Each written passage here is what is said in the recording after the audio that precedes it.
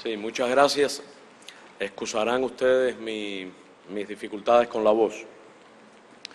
El 15 de marzo, los departamentos del Tesoro y Comercio de los Estados Unidos emitieron nuevas regulaciones que modifican la aplicación de algunos aspectos del bloqueo de los Estados Unidos contra Cuba. Este es el cuarto anuncio de este tipo que realiza el gobierno norteamericano desde los anuncios del 17 de diciembre del 2014, cuando los presidentes de ambos países dieron a conocer la decisión de restablecer relaciones diplomáticas. Las medidas anunciadas anteriormente hicieron poca diferencia en la aplicación real del bloqueo y no han funcionado debido al carácter integral opresivo de este. Nos encontramos estudiando el alcance y los efectos prácticos que podrían tener las medidas anunciadas hace 48 horas. Se puede afirmar sin duda que son medidas positivas que marchan en la dirección correcta y cuya profundidad habrá que establecer en los hechos. Algunas de dichas medidas amplían el alcance de las que se habían adoptado antes. Es el caso, por ejemplo, de la que autoriza ahora los viajes individuales bajo la licencia para intercambios educacionales llamados pueblo a pueblo. Hay que recordar que a pesar de ello se mantiene la prohibición legal a los ciudadanos estadounidenses de viajar a Cuba. La amenaza de sanciones penales o administrativas por hacer turismo en Cuba. Es una prohibición insana, injustificada, que no debería existir. Únicamente Cuba es un destino prohibido a los ciudadanos estadounidenses. Al adoptar esta medida, sin embargo, se sigue obligando a los ciudadanos norteamericanos a conservar registro de todos sus gastos y de todas sus actividades, y se les exige de una manera insólita que dediquen todo el tiempo de su visita a nuestro país no a disfrutar el contacto abierto con los cubanos y las maravillas de Cuba, sino, según dice estrictamente la decisión ejecutiva, a promover la independencia de los cubanos. ¿Por qué mantener esta absurda prohibición? ¿Qué pasa con las libertades civiles de los ciudadanos norteamericanos? Otra medida significativa es la autorización a Cuba del uso del dólar en sus transacciones internacionales. Atañe a un aspecto importante, sin duda, a un aspecto significativo del bloqueo. Sin embargo, para que esta medida sea viable, se requerirán seguramente declaraciones políticas de muy alto nivel del gobierno de los Estados Unidos, se requerirán documentos de alcance jurídico, aclaraciones legales numerosas del Departamento del Tesoro que den seguridad jurídica y política a los bancos extranjeros y a los propios bancos estadounidenses. Los bancos tendrán que entender si en efecto esta medida significa que cese en el futuro próximo la persecución financiera contra Cuba. Habrá que revertir los efectos intimidatorios acumulados durante décadas, en particular en el último periodo en el cual se aplicaron sanciones a entidades bancarias internacionales, es decir, extranjeras de terceros países, por valor de más de 14.000 millones de dólares por relacionarse de una manera totalmente legítima con Cuba. En los próximos días intentaremos realizar transferencias en dólares con entidades bancarias de terceros países y en los propios Estados Unidos, para verificar si estas transacciones en efecto pueden realizarse y si los bancos extranjeros y norteamericanos en efecto tienen indicaciones de que pueden realizar estas operaciones con Cuba sin temor a injustas pero intimidatorias penalizaciones.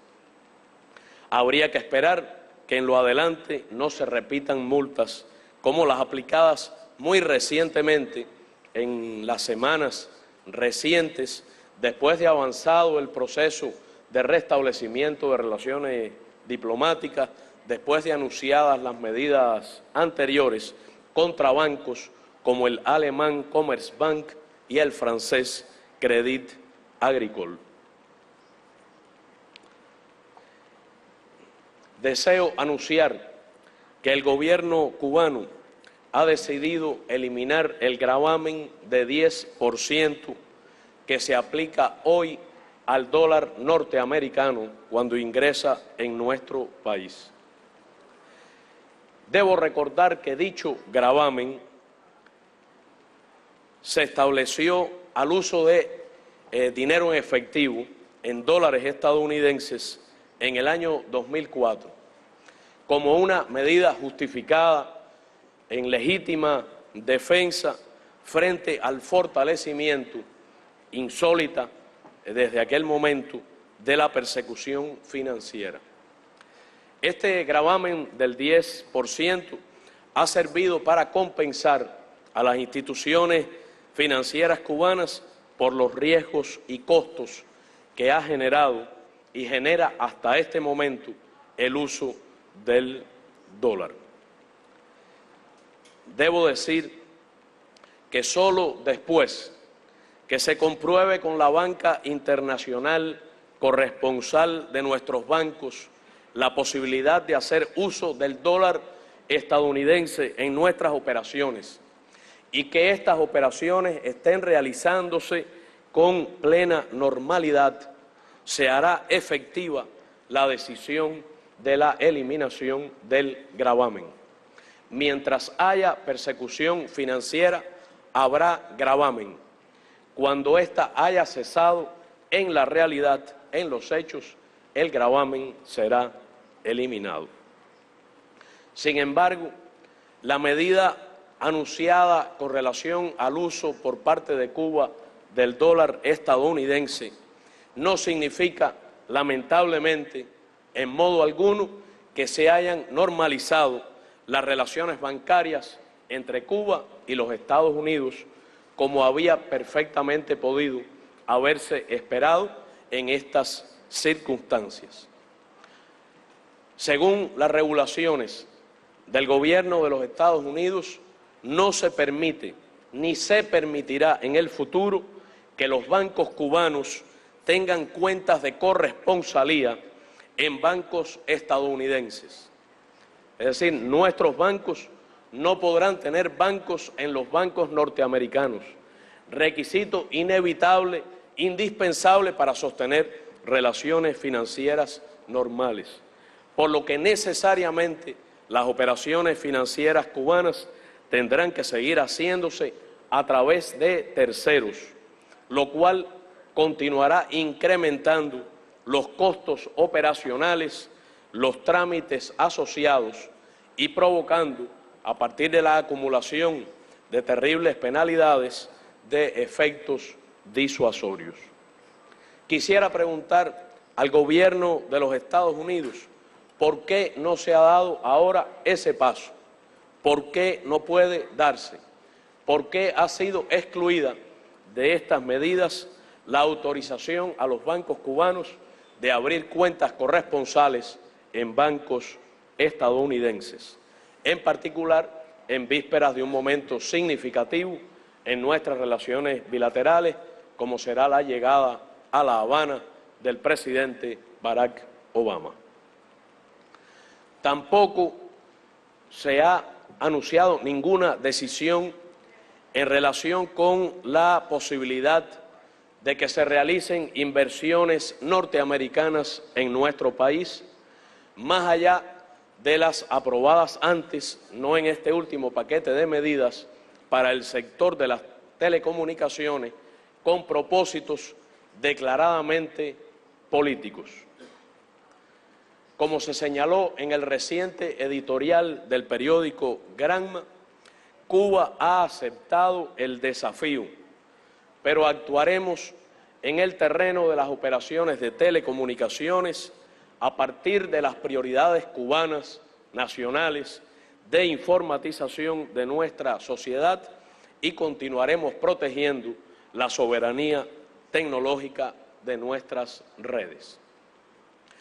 Hemos visto también con decepción que se mantiene la prohibición a las importaciones de productos cubanos en los Estados Unidos, incluyendo medicamentos y productos biotecnológicos. De manera que el limitado comercio bilateral, alejado de las normas internacionales de comercio, de la libertad de navegación, de forma discriminatoria, pero que opera hoy de manera limitadísima entre los dos países, sigue siendo estrictamente unidireccional. No puede haber importación en Estados Unidos de productos ni servicios cubanos. Solamente se ha modificado una prohibición absurda que impedía a los ciudadanos estadounidenses incluso consumir productos o servicios cubanos en terceros países, no ya en Cuba, no ya en los propios Estados Unidos. Lo que se ha hecho ahora es autorizar el consumo de esos productos o servicios en algún tercer país. Si un ciudadano norteamericano visita Canadá y desea adquirir algún producto cubano, disfrutar de algún tratamiento cubano en los Estados Unidos, si deseara llevar consigo una botella del mejor ron añejo que se vende en el mundo o de los mejores habanos, le estaría impedido de hacerlo. ¿Por qué los ciudadanos estadounidenses, en esta circunstancia particular de la relación bilateral, no pueden utilizar las vacunas terapéuticas cubanas contra el cáncer, del estado de arte de la tecnología mundial de la última generación? ¿Por qué no pueden acceder al tratamiento único cubano para el pie diabético que ha demostrado una efectividad que no se encuentra en otro producto en el mercado mundial? Las exportaciones de Estados Unidos a Cuba continúan siendo limitadas a pesar de nuestra nueva ley de inversiones, de la apertura de la zona especial de desarrollo del Mariel y de las oportunidades que ofrece la economía cubana. Entre las medidas enunciadas se ha autorizado la contratación, el pago a ciudadanos cubanos no inmigrantes, es decir, temporalmente en territorio de los Estados Unidos, de manera que a partir de ella nuestros artistas reconocidos en la cultura estadounidense, nuestros excelentes deportistas podrían ser contratados. Sin embargo, se hace de una manera discriminatoria contra los ciudadanos, los artistas, los atletas, las personas de nuestra tierra.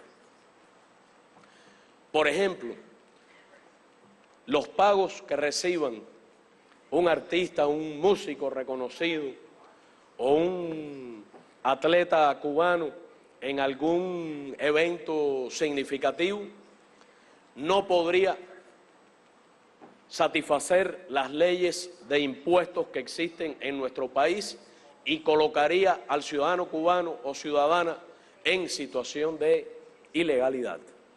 De igual manera, se establecen normas ridículas para impedir que un centavo de ellos pudiera venir al sector público en Cuba. Reitero que para que haya relaciones normales en el ámbito del deporte, debe cesar la política que condiciona la contratación de peloteros cubanos en las ligas estadounidenses a que renuncien a su residencia en nuestro país. Sin embargo, reconozco que es un paso positivo el que se ha dado autorizando dichos pagos. Ha habido otra medida que también tendrá un efecto positivo, aunque limitado, según se ha anunciado por el Departamento del Tesoro, relativa a la prohibición a barcos que hayan transportado mercancías a Cuba para entrar en puertos estadounidenses en un plazo de 180 días, lo cual obviamente encarece los costos por concepto de fletes. Es decir, un barco que ha transportado alguna mercancía de los Estados Unidos a Cuba podría continuar realizando operaciones. Estamos hablando de buques estadounidenses. Es una medida que no beneficia a Cuba, sino que beneficia, y está bien que lo haga, a las navieras estadounidenses. Ciudadanos y empresas cubanas y de otros países continúan incluidos en una lista arbitraria conocida como nacionales especialmente designados, una lista negra que les impide realizar transacciones con empresas norteamericanas y sus subsidiarias. Todas estas restricciones habrían podido ser eliminadas ahora o podrían serlo en las próximas semanas o meses mediante decisiones únicas y estrictamente ejecutivas. La realidad es que el bloqueo económico, comercial y financiero contra Cuba sigue en vigor después de los anuncios realizados hace 48 horas. No es solo mi opinión. El secretario del Tesoro de los Estados Unidos, el señor Jack Lew, acaba de decir que el bloqueo limita muy significativamente el volumen de transacciones entre Cuba y los Estados Unidos. Sus componentes disuasivos y punitivos continúan en vigor. Las empresas de Estados Unidos y extranjeras han sido multadas en fecha muy reciente por ofrecer servicios y equipamiento estadounidense a Cuba. A empresas extranjeras que comercializan níquel y ron cubano se les han cancelado líneas de crédito y rechazado sus transferencias bancarias, incluso en monedas distintas al dólar estadounidense. Bancos extranjeros han cerrado las cuentas bancarias en otras monedas de terceros países a personal de la salud cubano que brinda su colaboración en países de África. Subsidiarias de empresas estadounidenses en terceros países niegan cotidianamente hasta este minuto sus servicios a misiones diplomáticas y entidades cubanas radicadas en el extranjero. El bloqueo sigue y seguirá siendo, a menos que se adopten otras decisiones ejecutivas o incluso legislativas, el bloqueo decisivo, el más importante para el desarrollo económico de Cuba y causa de privaciones a nuestro pueblo. Por eso, reitero que su eliminación será esencial para avanzar hacia la normalización de las relaciones bilaterales entre los Estados Unidos y Cuba. De la misma forma que la devolución del territorio ilegalmente ocupado por la base naval de Guantánamo debe ser restituido a nuestro pueblo para avanzar hacia la normalización.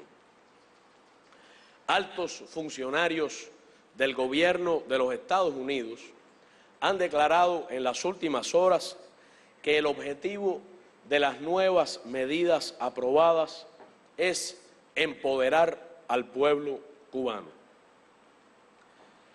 El pueblo cubano se empoderó a sí mismo hace décadas. Algo debe andar mal en la democracia estadounidense si se habla de empoderar a otros pueblos.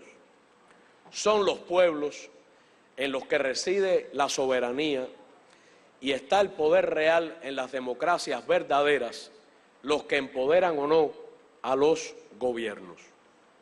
Si al gobierno de Estados Unidos le interesa beneficiar al pueblo de Cuba, ayudar al pueblo de Cuba, como se dice, levante el bloqueo. Sería mejor ocuparse de empoderar al propio pueblo estadounidense.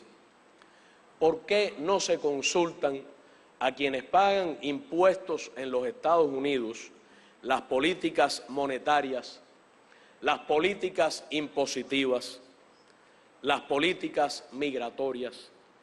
¿Por qué no se pregunta y se somete a consulta del pueblo estadounidense, de las ciudadanas y ciudadanos norteamericanos, las políticas educacionales, las políticas de empleo, las políticas de salud, las políticas de salario igual a las mujeres por trabajo igual? ¿Por qué Wall Street no transfiere poder a la gente que paga los impuestos? Nadie podría decir con seriedad que el poder no está en Wall Street, sino en el pueblo estadounidense. Reconocemos la posición del presidente Barack Obama contra el bloqueo a Cuba y los llamados reiterados que ha hecho al Congreso para levantarlo. Hemos expresado reconocimiento y aprecio, incluso lo ha hecho el presidente de la República de Cuba, Raúl Castro Ruz. Debo, sin embargo, reconocer que persisten grandes diferencias entre el gobierno de los Estados Unidos y el de Cuba en materia de sistemas políticos, democracia, derechos humanos, aplicación e interpretación del derecho internacional, grandes diferencias en relación con el concepto de la soberanía nacional, profundas diferencias en relación con la preservación de la paz y la seguridad internacionales, grandes diferencias en relación con las guerras imperialistas no convencionales que están provocando oleadas de refugiados en Europa. Buscamos también una relación distinta a la que incluye la visión del gobierno norteamericano en las relaciones de la América Latina y el Caribe con esa nación. Tenemos grandes diferencias a partir de nuestra enfática, irrestricta, plena solidaridad con la República Bolivariana de Venezuela y con la Unión Cívico-Militar de su pueblo, que encabeza el presidente Nicolás Maduro Moros, y reiteraremos al gobierno de los Estados Unidos de que aquella orden ejecutiva recientemente renovada que califica a Venezuela como una amenaza inusual y extraordinaria a la seguridad nacional de los Estados Unidos, que no tiene justificación, que es arbitraria y agresiva, sea eliminada o abrogada. Al reconocer los pasos que ha dado el presidente de los Estados Unidos en relación con la modificación de aspectos del bloqueo a Cuba, deseo enfatizar nuestra esperanza de que el Congreso de los Estados Unidos cumpla su deber de actuar según la voluntad de los ciudadanos estadounidenses, incluida la emigración cubana, que reclama de manera ampliamente mayoritaria, igual que el reclamo unánime de la comunidad internacional y prácticamente de todos los sectores de la sociedad estadounidense, de que el Congreso levante definitiva y completamente el bloqueo a Cuba. Quiero enfatizar, en vísperas de esa importante visita, que Cuba se ha involucrado y continuará haciéndolo en la construcción de una nueva relación con el gobierno de los Estados Unidos, en pleno ejercicio de su soberanía y apegada a sus ideales de justicia social y solidaridad. En nuestra relación con Estados Unidos no está de ninguna manera en la mesa de negociaciones la realización de cambios internos en Cuba que son y serán de la exclusiva soberanía de nuestro pueblo. Nadie podría pretender que para avanzar hacia la normalización de relaciones entre ambos países, Cuba tenga que renunciar a uno solo de sus principios, ni a su política exterior profundamente, históricamente comprometida con las causas justas en el mundo y con la defensa de la autodeterminación de los pueblos. En los próximos días, nuestro pueblo, nuestro gobierno, recibiremos al presidente de los Estados Unidos, Barack Obama, con la hospitalidad que distingue a Cuba y con el respeto y consideración que merece en su condición de jefe de Estado. Ese es el sentimiento, esa es la voluntad del pueblo cubano. Durante su estancia en Cuba, el presidente de los Estados Unidos realizará un paseo por La Habana Vieja el domingo 20, visitará la Catedral de La Habana el lunes 21, será el día del ceremonial diplomático, protocolar. Esperamos que el presidente de los Estados Unidos rinda homenaje al héroe nacional José Martí, que tanto encarna los sentimientos de nuestro pueblo y nuestra interpretación de nuestro destino. Tendrá conversaciones oficiales con el presidente de los consejos de Estado y de ministros, Raúl Castro Ruz. Ambos presidentes realizarán una declaración a la prensa. Habrá también un evento de naturaleza empresarial al que concurrirán los empresarios, cooperativistas, cuentapropistas cubanos y los norteamericanos. El día 22 tendrá el presidente Obama un encuentro con nuestro pueblo, con nuestra amplia, diversa sociedad civil en el Gran Teatro Alicia Alonso.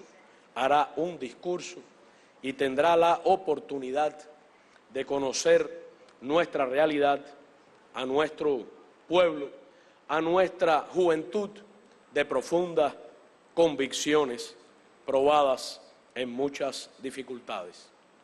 El presidente Obama tendrá la oportunidad de dirigirse directamente al pueblo cubano, como ha sido el caso de otras visitas de dignatarios extranjeros. Su comparecencia será televisada en vivo por la televisión cubana. Todos podrán ver su discurso y cada quien podrá formarse su opinión sobre lo que diga. Esperamos que en esos días el presidente Obama conozca mejor nuestro país e interactúe con las organizaciones de nuestra sociedad civil, más de 2.000 de ellas, que participan en todos los ámbitos de la vida nacional. El mandatario estadounidense podrá apreciar una nación enfrascada en su desarrollo económico-social, en el mejoramiento del bienestar y la garantía de la completa dignidad de sus ciudadanos, de un pueblo que disfruta de derechos y que puede exhibir logros que infortunadamente constituyen una quimera para muchos habitantes del planeta, a pesar de ser un país bloqueado y subdesarrollado. La visita del presidente Obama, y concluyo así, también será una ocasión importante para identificar nuevos pasos que pudieran darse en los próximos meses como contribución al proceso de mejoría de las relaciones bilaterales sobre bases de respeto y de igualdad recíproca en beneficio de ambos países y pueblos. Muchas gracias.